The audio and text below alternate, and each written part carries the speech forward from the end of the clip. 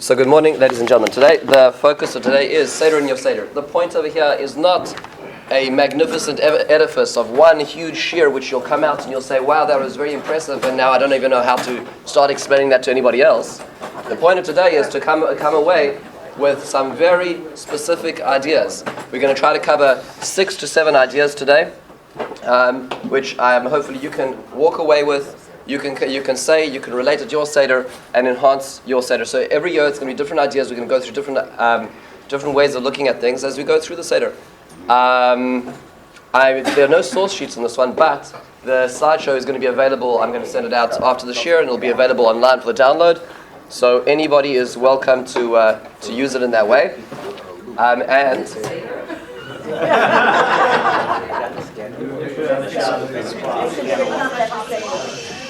And the Seder app will...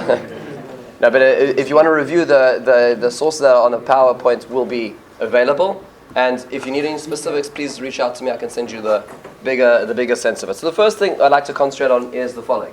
We're told the following, the role of questions. The Rambam says the following. He says, "V'tzorich," this is the Rambam in Hilchos Chametz U'Matzah. He says, "V'tzorich la'asos shinui balayla hazeh kedei sheyiru habanim." So the Rambam says that a person needs to make distinctions, make things different this night. Shuffle it up a little bit in order that the children should see. V'yishalu, and they should ask. V'yomru, ma nishtana halala hazeh mikol halaylos. So therefore they should ask, why is this night different to all other nights? Ad sheyoshiv lahem v'yomar lahem kach v'kach ira v'kach v'kach chaya. And then you say, well, this is what happened. This is what the past was. This is what occurred in those days. And you explain to them. You need to get them to ask questions. I remember that they say about Rabbi Jonathan Sachs that when he came in before the Queen to be knighted, so she asked him the question, why is this night different to all others? I don't know if that's exactly what we were expected to be getting at the Seder, but the Rambam says this, and what I find so fascinating is that anytime we're stumped by a question, right, we say it's so the kids can ask, right? It's the last, right? It's like they ask some sort of complicated philosophical question. You're like, "Kadeshi Yishalot Tinokos," It's all in order for the kids to ask. It happens to be that there are a lot of questions which we try to stimulate, which are only seem to be for the point of questioning, because the Gemara doesn't supply the answers in a lot of cases. Let's take that a little further. The case of Meshane, how do you make it different? Machalek lohem kloyos ve'egazim, right? V'okrin ha'shulchan minifneim. You give them nuts. This is in the days before peanut allergies. So you give them. They're I think roasted nuts and regular nuts, and meaning it's the equivalent of candy. And they're like, well, what's going on, Dad? Usually it's not happening at the table. You take away the table from in front of them. Kodem shiyochlu v'chodfin matzah zeh miyad zeh, and you switch the matzah from hand to hand. And all these kind of unusual things, and we've developed our own great systems to make this more exciting. This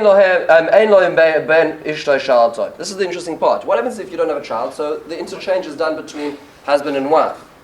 What happens if a person is not living with a spouse at that point in time? One asks one another. All the people in that meal ask one another. Even if they're all wise, even in that case, then. And even if you're alone, you start asking to yourself. You hope nobody's looking. Nobody's taking notes. But in the end of the day, the Rambam says a very interesting thing is that one needs to be asking oneself. So what you see here is an interesting thing. Is more important than the periods, or we would say the full stops, are the question marks. Interesting, meaning to say the information is less important than the conveying of the information. And the reason that is because certainly today, in the age and era that we live, we have lots of information. If you wanted to know about any particular subject, you could find it out within 5 minutes. You really could. But you know why most people don't know about things? It's because they're not interested enough to take the time to do that. You could pull out your phone one moment and Google anything. You can find out almost anything available. The reason why we don't all the time is because most of us have got so much going on that it's not on our sphere of interest or attention for that particular moment. Says the Rambam, the most important thing about the Seder is the educational process. It's not about conveying information, it's about conveying interest. Once you have interest, anything can be conveyed. You need to stimulate interest. In fact, this is a quotation, a very famous quotation from Isidore Isaac Rabi, who was a Polish and later American Nobel laureate physicist, and he says the following. He says, my mother made me a scientist without even knowing it. Every other child would come home from school and be asked, what did you learn today? My mother used to ask me a different question. Izzy, she always used to say, did you ask a good question today? That made the difference. Meaning the point is not the information. The point is, are you interested? Are you stimulated? Is there something worthwhile asking about? So the Seder has so many times where it says, Kadesh Yishala Tunokus, and we say, oh, what's the point of that if we don't have an answer? The point is the question in of itself. Ad Kedei Kach, that even if one is alone, it's necessary to be able to ask. That's an introduction to the evening. The notion of questioning. Let's take it a little further. The need for contrast. The need for contrast. The Mishnah tells us that Maschinin B'Gnusim and Misayim B'Shevach. The Mishnah tells us that you need to start with the Gnus, the negative past, and then we need to end up in the clouds open, the rainbow shines, the music switches on, everything is fine and dandy. But we start off with our humble beginnings. And there's a machlokes, as we know, as to whether those humble beginnings are physical, servitude, or whether it's actually spiritual. Fine, fantastic, wonderful. Just to appreciate this, educationally, today in the 21st century, we've developed all these tools, and over the last 50 years, we've had an extreme focus on education. But Chazal understood education to a fine degree because our nation's built on education. And one of the tools they use is this notion of contrast. There's a famous story, which is in the book. There's a book called "To Sell Is Human" by Daniel Pink, and he has a story in the book where there was a fellow they were walking through a park, and there was a fellow who was a blind person. I'm sure many of you know the story, and he's sitting there, and there's a sign over there, and the sign says the following. The sign says, "I am blind." And he's sitting there, and people are walking by, and most people are, trying to ignore him as they walk by in a hurried rate. And one of the executives he's walking with turns to the blind man and says, "Would you mind if I added 3 words to your sign?" So the man says, "Well, I've got nothing to lose. It's not as if business is coming in very fast." So he wrote the following 3 words.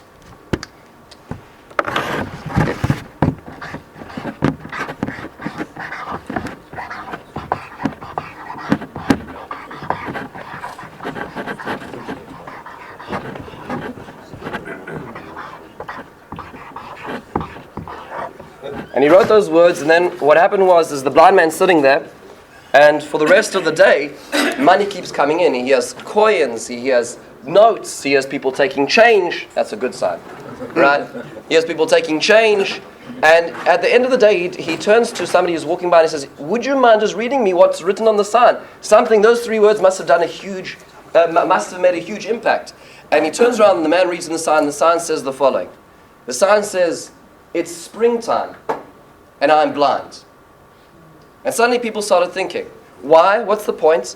The point is that when people got the sense of contrast, they're walking through the park and it's a beautiful day, and they see the blue skies, they see the clouds going through them, they see the beautiful trees as their bright green new leaves are blooming and the blossoms are falling. And then they see this man now who's blind, is not able to appreciate that. That gave them the sense of empathy. That gave them the sense of wanting to be part of this. Why? Because they had the sense of contrast. Say Chazal, in the almost opposite way. You can't just walk into the Seder and say, well, you know what? We were saved by God. In order to be able to appreciate, you need to understand exactly what we're doing. We need to taste the bitter herbs. We need to see the mortar of the charoses. We need to experience what it was, and then we can say, now we understand. In order to be able to get there, you need to be able to have the contrast. The value of contrast, which is so important over here as an educational tool. We've just seen these two ideas in terms of both the notion of questions and the notion of contrast. Let's take it a little further. There's a very famous question which is asked by everybody and their brother. Why it is that Magid doesn't have a bracha? Why is it that Magid doesn't have a bracha? I'd like to just stop at this moment just to say that today's shir is sponsored as a happy birthday for David Levy. In honor of his wife, who just had his birthday this week, and we wish you many happy returns, and thank you for being a constant in our shir, and we look forward to celebrating with you many, many, many more years in good health. Amen. We'll leave the singing until afterwards. Yeah. So, everybody asks the question: why is it there's no bracha on Magid? Right, this is it's a mitzvah. The Torah tells us, the Torah tells us explicitly, there's no going around this. And nevertheless, you don't say a bracha. And everybody asks the question why it is.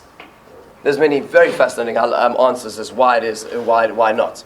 The Sfas Emes says something most unusual. I hadn't come across it until this year. He says the reason is because it's like a birkas ben Adam lechavera. It's like the bracha one would say between of a mitzvah which relates to different people, between actions between different people. Have you ever noticed that you never ever say a bracha on, let's say it's tzedakah? You don't say a bracha on chesed, right? These are important mitzvahs. You don't say a mitzvah, a bracha on v'ahavta l'reacha kamocha. When it comes to interacting with our fellows, we don't say a bracha. We usually only say a bracha when it comes to something we enjoy, or when it comes to a birkas mitzvah, where it relates to something which is our relationship with God. But it doesn't. We don't have it in the realm of ben olam lechavera. So it says the Sfas Emes, it's the same. It's the same reason. Now, why? Let's take a step backwards. Why? What's unusual about ben olam lechavera? What's special about ben olam lechavera that doesn't necessitate a bracha in the first place? Famous answer by the Rashba, the Tshuvas Rashba says. Anybody familiar? What's the reason why there's no ben olam lechavera? The Rashba says. Not quantifiable. Well, and it's not about quantifiable, but it's not in your control. That's the way the Rashba understands it. Let's say you say a bracha, Harani Mochana Mezuman, and you say the bracha, and you give the poor man the money, and he throws it on the ground and walks off. What are you going to do? You're not in control of the mitzvah. When there's another person, there's another factor in the equation, you don't have full control of all the variables. Because it's relating to another person, says the Rashba. That's the reason why there's no bracha on a ben olam lechavera. However, says the Sfas Emes, no, it's deeper than that. It's more fundamental. The Rashba is a technicality. The Sfas Emes says the reason is simple. Let's imagine a world in which there weren't Torah. Let's imagine a world in which we weren't commanded. So let's take it back to pre-Matan Torah. Was there an obligation to be a good Samaritan? That's a very bad term. But was there an obligation to be good to people, to honor parents? And the answer is, there were certain things which were fundamentally, morally necessary. If you were to sit there and philosophize, you would come up with them. And in fact, a number of the philosophers do.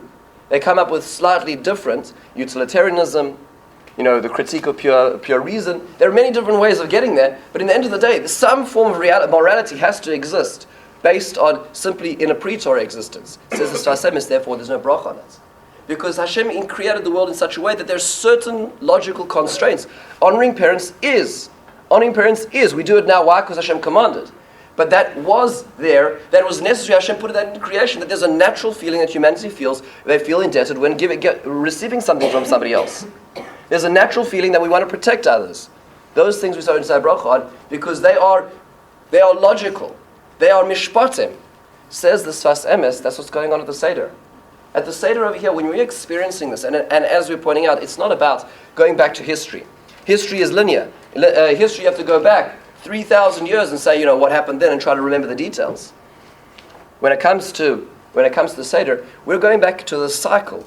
The way that I heard this once described is that the Jewish year is like a 365, or 354 actually, 354 elevator shafts. And if you imagine in a building, you have a large building and you have all these different shafts of an elevator. So day one of creation was the first of, day one of creation for humanity was the first of Tishrei. So the next year around on the first of Tishrei, it's the same shaft, just one floor up. So that means to say that when we're on Pesach, we're essentially now 5,775 floor, on the 5,775th floor of the same elevator shaft, meaning there's the same aura that's existing in that day. It's not that we're going back in history. We're experiencing the same thing if we can tap into the aura, into the, we'll call it the scent, into the expression of that particular elevator that we're in at that time. If we're doing that, then we're saying, wait a second, God did so much for us. Thanking Him is not going to require bracha. It's so obvious.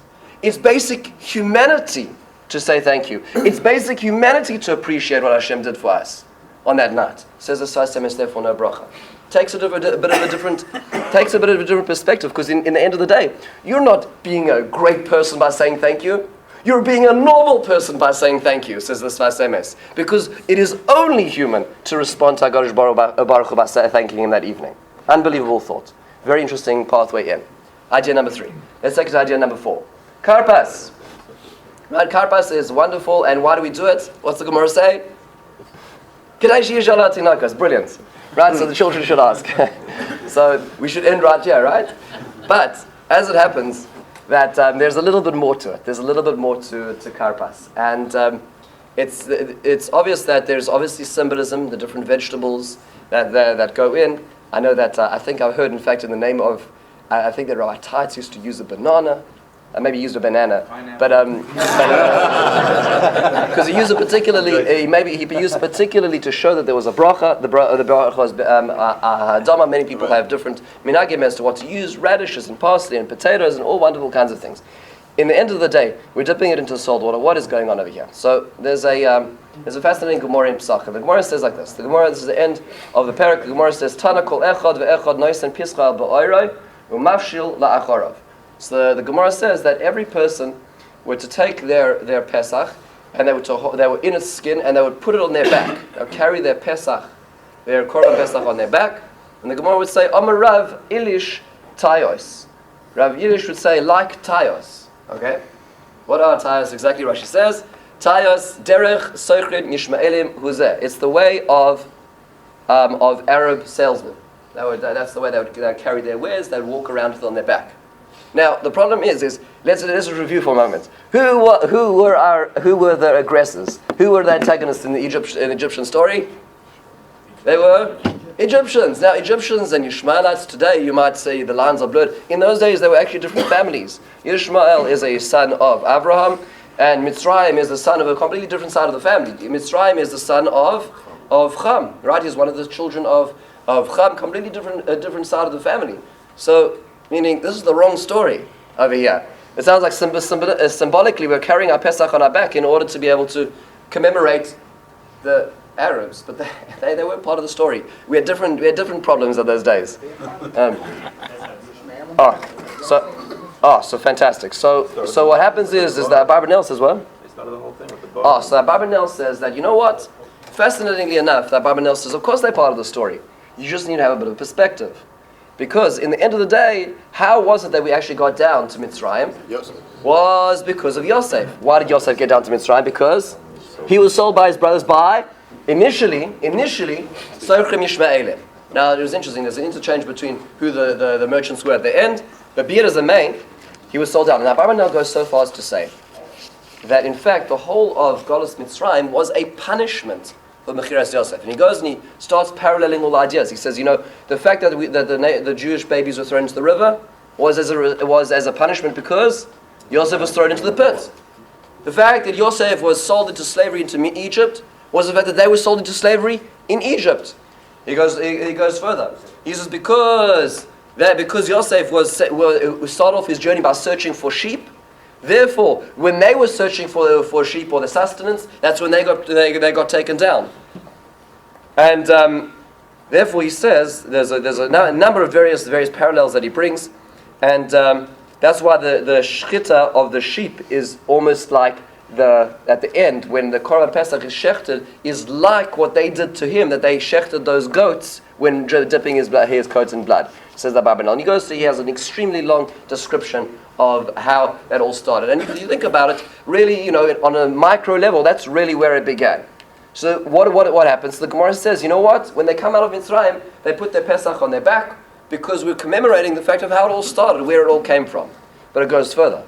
Rabbeinu Manoach, who's one of the earlier commentators, one of the many earlier commentators on the Rambam, says the following. He says that you know why it is that we do karpas? Coming back to us, what's this connected? He says, karpas is to remind us about the dipping of the coat of Yosef. The coat of Yosef. What happened to the coat of Yosef? It was stripped from him and it was dipped in blood. So what, meaning he has a vegetable in salt water and he has the coat and the blood. So we're struggling to make the connection. What does Rashi say? So it could be the tears of Yaakov Avinu, but even if you want to take a little further, Rashi, in the beginning of Parshas Vayeshev, says, when you're talking about the coat of Yosef, it talks about as the ksones pasim. What does the word pasim mean?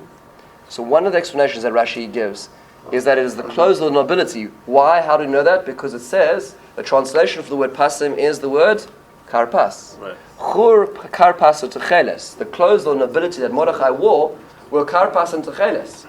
And therefore, says Rashi, what was Yosef wearing? He was wearing the cloak of karpas.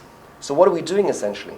We're taking, if you think about it, you're taking the symbolism of the coat of Yosef, the many color coats, and you're putting it into the tiers to remind ourselves how we got there. Now, but if you want to take it one step further, you want to push the idea even further than where it is right now. Let's think about it from this perspective. In the end of the day, there was a contract signed and sealed already that Israel was going down to Egypt, right? We know that. Avram was told by the Bris Ben Abasarim, this is the end of the day, you're going to be going down to Mitzrayim. There's no arguing about that. So how can the Abarbanel blame the brothers of Yaakov? Right? This sounds similar to how can we blame Paro for enslaving a nation when in the end of the day, it was pre-decreed.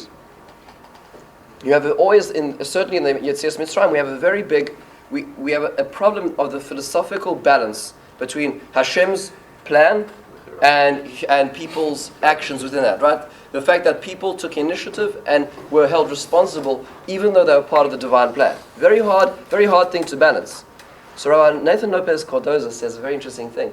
That's why we put it at the beginning of the Seder, because just like we're about to describe the beginning of of the galus, of the servitude, we put it there, but it's actually hidden. Meaning, up till now, and certainly for me, I didn't notice that. Up till now, it was just the potato and the salt water. The point is that it's hidden because if you're to investigate, you would say, yes, you know what, that's how it all started. Where did the Avodim Hayinu actually start from? It started 5 minutes ago in the karpas, the dipping of the coats. But it's there because it's not obvious. You have to look into history sometimes to be able to see, yes, there was a plan, and that's what would have happened anyway. But if you look carefully, then you notice that there was a coat at the beginning. If you look carefully, you notice that there was a cause. We were actually responsible for it.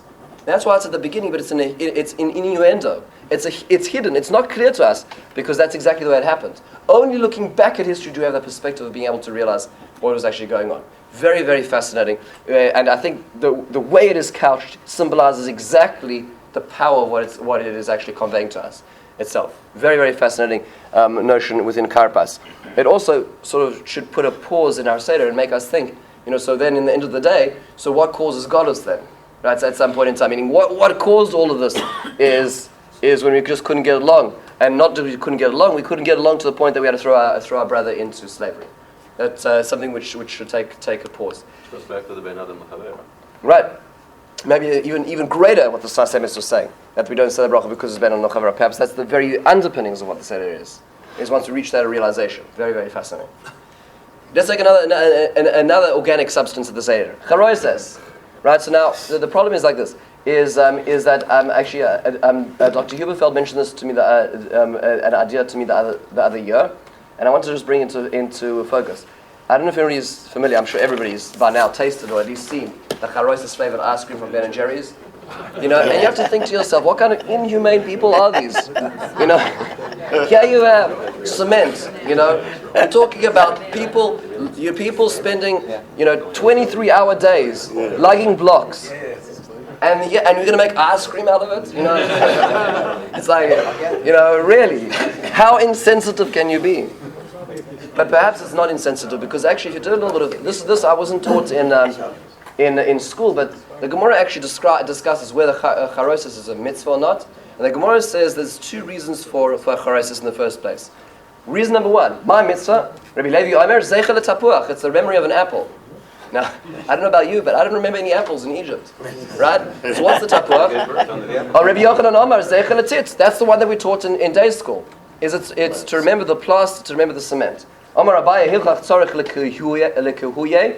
You need to make it sharp because of the apple. But tzarich lesamuche, it also needs to be of a thicker substance because of the cement. Right? Lekuhuye zeichel tapuach, but tzarich lesamuche zeichel tzitz. So you have to have both elements in this. By the way, this is one of the few times the Gemara actually goes into the recipe of something about what the content. And just FYI, if you Google Charoses, the first 4 pages will almost without exception is just about recipes. So there's you have to dig deep to find the Torah on the Charoses. So it's interesting. So we have over here two ideas. The one we're more familiar with is that it is in fact the cement. But what's this tapuach? So what was that? So the Rashi quotes a pasuk in Shir Hashirim which says Tachas tapuach arar ticha. that it was under the apple tree that I initiated. What's this referring to? So the Midrash in Shir Hashirim says that what went on was that you can imagine the families were in backbreaking labor. They were at a point where they were psychologically impoverished, to the point where the men who are very logical about things says, why are we having children? Why are we bringing children into this kind of world? How can we sustain such a thing? Never mind the children just being thrown into the river, but there's no strength. How can we even be parents in this kind of climate? And it took the women who had the foresight, who had the knowledge beyond the logic. Right? Men are very stuck in logic. The women had the ability to be able to say that we can still do this, and they enticed their husbands. They had children, and it says that because there was such a threat of the life of their children, they would go out into the fields and have their children under the apple trees. That would be the way that they would have it, so they wouldn't be unnoticed by the Egyptians. Embedded in the charos is not only the cement of the servitude, but perhaps the apple, or the idea of the way that we got out of it. Why? Is the notion of the woman. Okay, so now I wanted to take it one step further. Tosfos adds something very interesting. Tosfos says that there's an additional layer of meaning over here, and that is that it should also have, Tosfos adds an active ingredient, and that is wine. Why wine? Says Tosfos, quoting Yerushalmi on this over here. The Yerushalmi says that the wine is zeicher le.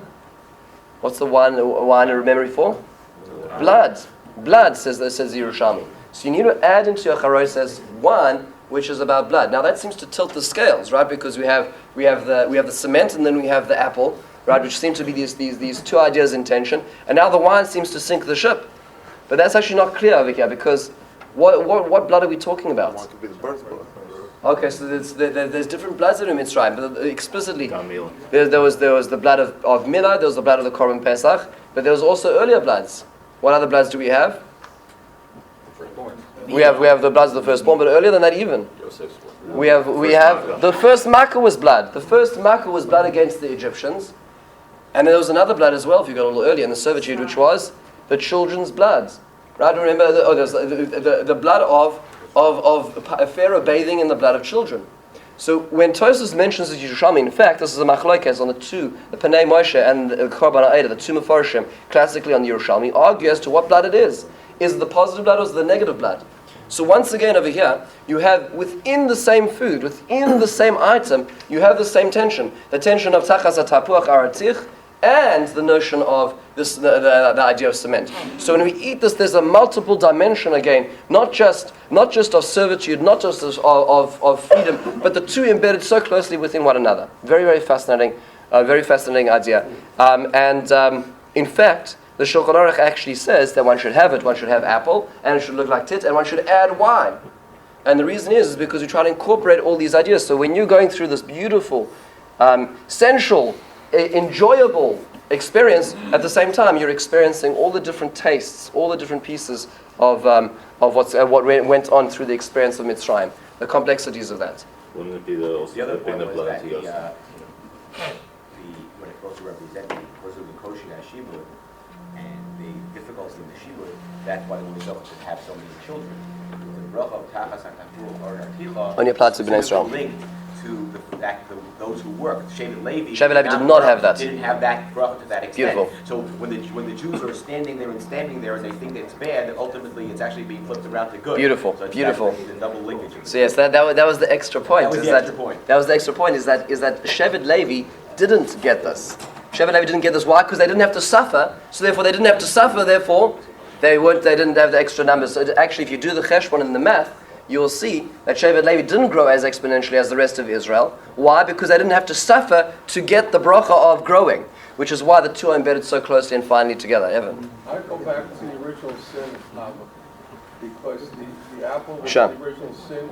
The apple was the reason why there was such pains in birth, and the reason why we went into we got kicked out of Gan Eden, and we went into slavery in the first place. Right, so you're right. There's a whole deeper idea over here, which we need to keep aware of, is that there's we'll call it primeval sin, the idea of the nachash and why it is that the apples over here as well. There's a bigger picture over here, which is we should spend time on. I'm not spending time on it at this point in time, But what I wanted to do is capture the tension. But you're absolutely right. There's even greater depth in this. This is idea number, I think we're up to idea number 4, maybe. So, Maror. Now let's just keep count over here. Rabban Gamliel, right? Rabban Gamliel says this is the point where everybody says, okay, kids from the couch, whoever's hanging out in the kitchen from the kitchen, let's read it, let's translate it, let's do everything we need to. This is the most important part of the Seder. Rabban Gamliel says there was 3 things you need to say, and they are Maror, Pesach, and Maror, Matzah, and Pesach, right? So you need to say all 3 of them.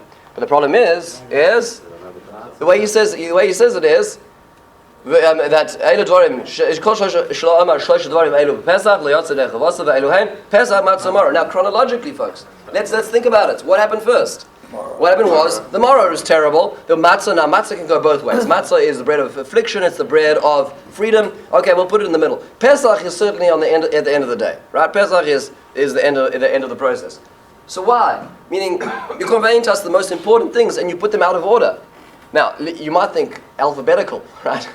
Let's try. Maybe it's alphabetical at the very least, but it's not really alphabetical, right? It doesn't work. The pay comes afterwards. So there obviously is an order, and he's not telling us what the order is. Why is it that the maror comes later? So actually, just this week I had the fortune of hearing from Rabbi Mansour, and he suggested something very fascinating, very, very fascinating. And that is that we just read a few weeks ago in Parshas Ki Sisa, Moshe Rabbeinu comes down from the mountain, and this is the end of that second aliyah, where everybody at that point everybody is switched off. It's very, nobody's paying attention at this point in time, except for the Balei Kriya, who notices that it's the Kriyas Torah for Tanis, right? But in and amongst that, Moshe Rabbeinu asks some very profound questions, and one of the questions he says is, "Vayomer hareini no'es kavodecha." God, please show me your honor. Right? Show me your honor. Let me see your honor in this world. So what's he asking for? What's Moshe Rabbeinu troubled by at this point in time? The honor of God. What does that mean? So the Gemara Brachos goes on to say that there was actually a deeper question over here. He was asking the time-old question, which is called Tzaddik V'Rala. The fact that how is it that the righteous suffer and that the evil do well, right? How is it? Show me your ways in this world. Harinos Darchecha is the previous pasuk which was expressed the same idea. Show me the way in which you interact with the world. It doesn't make sense. It doesn't make sense looking at history. It doesn't make sense. Some views in the Gemara about Basra go so far as to say that Eov was in fact Moshe Rabbeinu. Right? The idea of Job, this conceptual man not Moshe Rabbeinu himself, but lived in the generation of Moshe Rabbeinu. The theodicy, what is called academically, of trying to understand how Hashem interacts with the world doesn't make a lot of sense. The Gemara in Brachos debates, in fact, whether Moshe Rabbeinu got an answer or not. The Gemara debates whether Hashem fully answered Moshe Rabbeinu or didn't fully answer Moshe Rabbeinu. And the debate really is there a way that humanity can comprehend the notion of theodicy at all? What does the Psukim say? What does the Psukim say as the answer was? Hashem says, in the response in Pasuk Chav Gimel, "Vasirosi es kapi v'ra'isa es acharai u'panal la'yaro." What happens is I'm going to put you in the Nikras Atzur, I'm going to put you in this cleft of the rock, and I'm going to cover you, and when I let you see, all you're going to see is my passing, that I already passed by, says HaKadosh Baruch Hu, and you're not going to see my face. What does that mean? Chasam Sofer has a response in which he talks about this, and he says the following. He says that in history, one can really only understand God retrospectively. Here's an example which is so well captivated is, a person's part of a book club, and they meet on a monthly basis, and they go through their book and they discuss it, and for a particular book, John walks in and he's sitting around the table, and everybody is going to review the book and say what they thought of it, and John, who's been a participant now for 3.5 years, is on the gold star membership level already, and he gets up and he says, I just found that this book was completely lacking a plot. There wasn't a sense of continuity. I would not recommend this book for anybody else. There just wasn't even a theme. It didn't connect. The whole thing didn't make sense. There was no ending. So, and then everybody else takes a turn, and Jane and Susan and everybody goes around the table, and they all have such wonderful reviews, and they're going to read every other book this author has ever put out, and they're going to recommend it to everybody else. It's a 6-star book, and they come around the table and they come back to John and they say, John, were you reading the same book? And he says, yeah, I was. They say, can we see it? So he holds it up. It's the same book that they were just reading, they reviewed for that month. And so the person who is orchestrating the book club says, can I just see your copy? And he pulls out, and it turns out that his book starts on page 54. And the last 3 chapters are missing. It was a misprint. So he started reading the book, and he didn't have the first 53 pages, and he doesn't have the last 3 chapters. So they say, John, you know what? Why don't you go home, take this copy, take a good copy, read the book, and come back, and we can discuss it. And lo and behold, he sends an email to the whole group the next day. I totally agree, rave reviews, it was wonderful. The point is that, as says the Chasam Sofer, is that sometimes we don't have access to HaKadosh Baruch Hu only when we have the full picture, because we live in the here and now. We live in 5775, and we have a perspective, and we have a certain perspective of things, and we have a little bit of a narrow gauge of history. We have our little thin slice of the pie. But lo and behold, history didn't start when we were born. Some people may think that. But in the end of the day, history did not start, the world did not start when we were born. The world started almost 6,000 years ago, and there's been a lot of history to get to this point, and in fact, we haven't got the last few chapters either.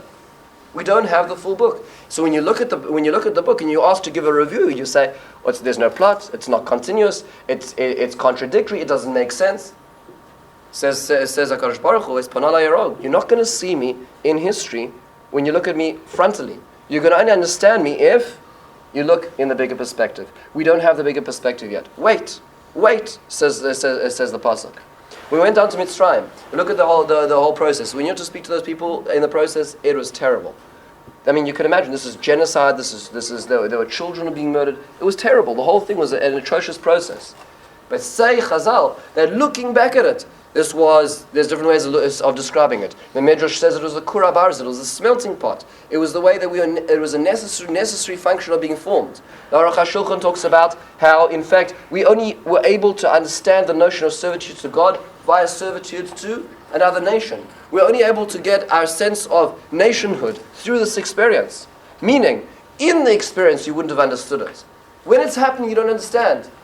Another example is, a child walks into the doctor's office, and I learned this idea from Rav Mansour. Beautiful idea. Child walks into the doctor's office, and this